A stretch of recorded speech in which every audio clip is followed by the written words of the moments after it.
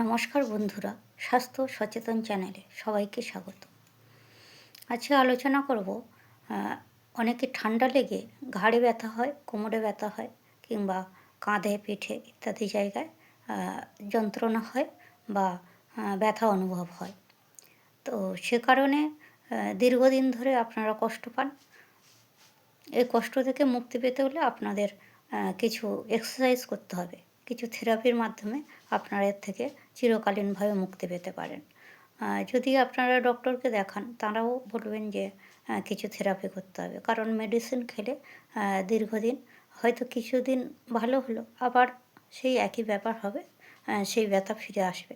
কিন্তু আপনারা যদি মেডিসিনের সঙ্গে মেডিসিন খাওয়ার পরেও যদি আপনারা এক্সারসাইজ করেন, শরীরের দিকে একটু যত্ন নেন বা বিভিন্ন থেরাপির মাধ্যমে শরীরটাকে সুস্থ রাখেন, তাহলে এই ঘাড়ে ব্যথা, পিঠে ব্যথা বা কাঁধে ব্যথা ইত্যাদি নানান রকমের ব্যথা থেকে আপনারা মুক্তি পেতে পারেন।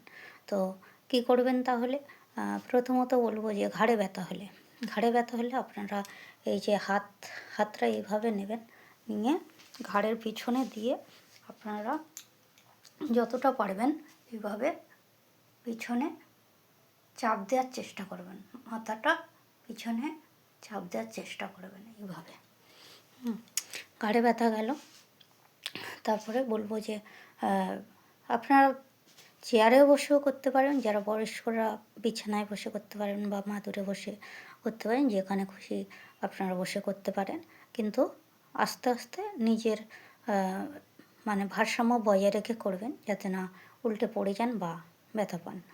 তো তারপরে বলবো যে কাঁধে ব্যথা আপনারা এই যে হাতটাকে বাঁ হাত দিয়ে ডান হাতটা ধরবেন, ধরে মাথার পিছনের দিকে এইভাবে টেনে ধরবেন। আবার ডান হাত দিয়ে বাঁ হাতটাকে ধরবেন, আবার মাথার পিছনে এইভাবে টেনে ধরবেন। এইভাবে আপনারা 2 থেকে 5 মিনিট করতে পারেন। আপনারা যখন সময় পাবেন, সকালে, বিকালে, দুপুরে যখন সময় পাবেন বসে বসে করতে পারেন। এগুলো অনেক কষ্টের ব্যাপার নয়, আপনারা ইজিলি যে কোনো জায়গায় বসে আপনারা নিজেদের ইচ্ছে মতো করতে পারবেন। অনেকে অফিসে থাকেন, যারা কম্পিউটারের সামনে কাজ করেন বা অনেক ফাইল লিখতে হয় অফিসারদের, তারাও সময় পেলে লাঞ্চ টাইমের পরে এগুলো করতে পারবেন চেয়ারে বসে বসে। তারপরে বলবো বন্ধুরা যে কোমরে ব্যথা আমি আপনাদেরকে একটু দেখানোর চেষ্টা করছি।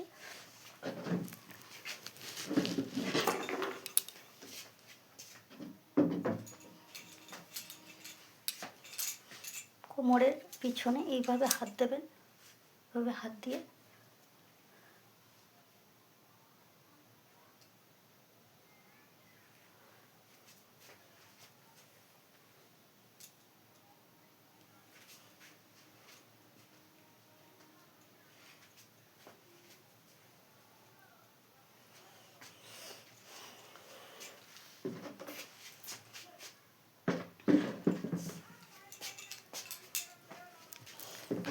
এইভাবে আপনারা 2 থেকে 5 মিনিট করতে পারেন। তো যারা ছোট আছে বাচ্চারা, তাদেরকে বড়রা হেল্প করবেন, বা যারা বয়স্ক আছেন তাদেরকে তাদের বাড়ির লোকজন হেল্প করলে তাহলে সবাই মিলে যদি এগুলো করেন, আপনারা সবাই ভালো থাকবেন, সুস্থ থাকবেন। তো আপনারা ভালো থাকুন। আপনাদেরকে অনেক ধন্যবাদ। অন্য কোনো বিষয় নিয়ে আবার আপনাদের সাথে আলোচনা করব।